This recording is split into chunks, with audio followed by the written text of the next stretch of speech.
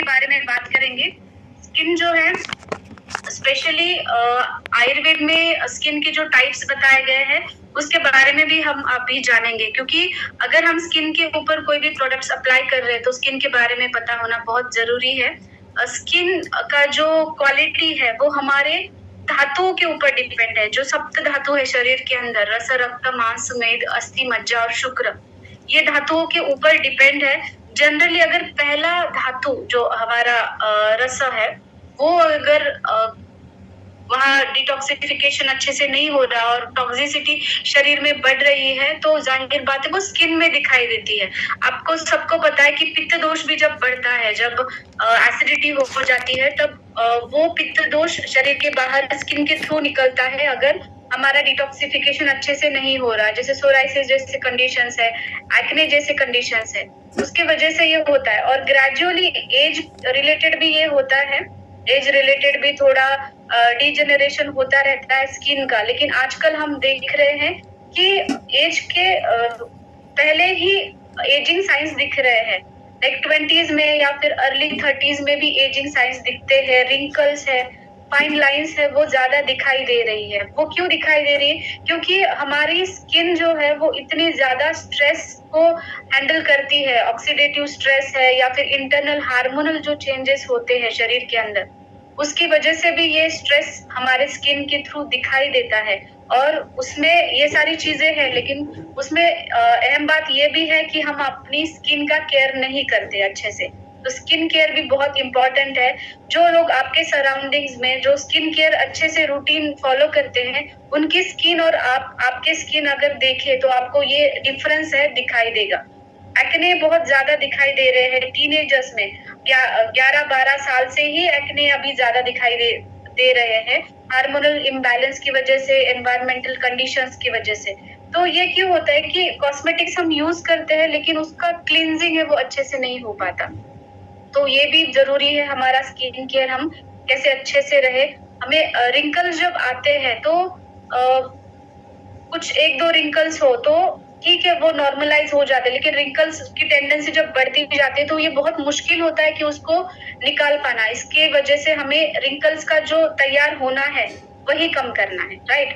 तो एक्ने क्यों होते हैं? एक्ने है या फिर कोई भी स्किन डिसीजेस है, फंगल इन्फेक्शन है, कोई भी स्किन डिसीजेस है, वो ज्यादा से ज्यादा आजकल जो बैक्टीरियल इन्फेक्शन है, फंगल इन्फेक्शन है, उसकी वजह से हो रहा है, स्ट्रेस की वजह से हो रहा है। जो पोर्स होते हैं हमारे त्वचा के अंदर, जो रोम छिद्र होते हैं, उसको क्लीन नहीं किया जाता। उसमें सिबेशियस ग्लैंड जो होती है उसका ओवर एक्टिव हो जाती है। उसकी जो सिक्रीशन है सिबेशियस ग्लैंड्स का, वो ओवर सिक्रीशन हो जाता है कभी, तो वो क्लॉग्ड हो जाते हैं, वो अंदर ही रह जाते हैं पोर्स के अंदर, और उसकी वजह से वहां पे स्वेलिंग है, इन्फ्लेमेशन है, ऐसी कंडीशंस हमें दिखाई देती है। कभी कभी जेनेटिकली भी एक्ने प्रोन स्किन होती है, या फिर हमारा जो खान पीन का तरीका है, डेयरी प्रोडक्ट्स अगर ज्यादा इनटेक हो रहा है, या फिर आप फास्ट फूड ज्यादा ले रहे हो, स्पाइसी ऑयली चीजें ज्यादा ले रहे हो, तभी भी आपको स्किन डिसीजेस होने के चांसेस होते हैं। वो स्किन के ऊपर रिफ्लेक्ट होता है। अकॉर्डिंग टू दोष, आयुर्वेद में जो त्रिदोष है, वात, पित्त और कफ, उसके अकॉर्डिंग हम आपकी स्किन कैसे पहचान सकते हैं उसके बारे में हम अभी जानेंगे। तो आपने देखा होगा कि लोगों की स्किन जो ड्राईनेस बहुत ज्यादा होती है, ये दोष की वजह से भी है और मॉइस्चर कम होने की वजह से है, क्योंकि वात दोष की टेंडेंसी है रुक्षता आना शरीर में। तो स्किन के ऊपर भी अगर ड्राईनेस हो रही है, फ्लेकी सी स्किन आपकी दिख रही है, वो सफेद कलर के पैचेस निकलते हैं, फ्लेक्स निकलते हैं, उसमें है कि वात दोष आपका बढ़ा हुआ है। तो वात स्किन जो होते हैं, वात स्किन का जो टाइप होता है वो बहुत जल्दी से उस में रिंकल्स आ जाते हैं, उसकी एजिंग जो है बहुत जल्दी से हो जाती है, जिसकी वात टाइप की स्किन है। पित्त टाइप की स्किन है, थिन होती है, ज्यादा थिक नहीं होती, सेंसिटिव होती है। जैसे वो थोड़ी सी भी धूप में जाते हैं तो उनकी स्किन पे रैशेस आ जाते हैं, रेडिश रैशेस हो जाते हैं, या फिर पिगमेंटेशन जो आता है वो पित्त दोष की स्किन में ज्यादा आता है और उनको एक्ने बहुत ज्यादा हो जाते हैं। तो एक्ने प्रोन स्किन हो जाती है उनकी। जनरली उनको रिंकल जल्दी नहीं आते, लेकिन फ्रेकल्स जो ब्लैकिश या फिर ब्राउनिश कलर के दाग होते हैं वो उनकी स्किन पे बहुत ज्यादा दिखाई देती है। कफ टाइप की स्किन जो है थोड़ी सी थिक होती है, नॉर्मल होती है, या फिर कभी कभी ऑयली होती है ज्यादा।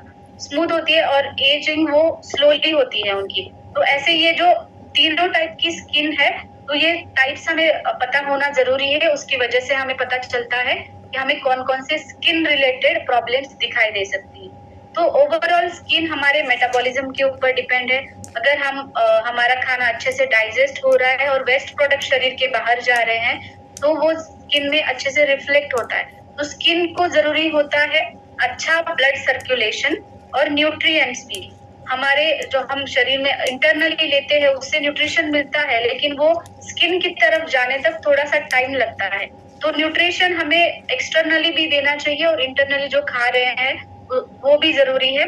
प्रॉपर इलिमिनेशन ऑफ वेस्ट जरूरी है, वेस्ट शरीर के बाहर जाना और स्किन के थ्रू भी जो वेस्ट है वो शरीर के बाहर जाना है, ये भी इम्पोर्टेंट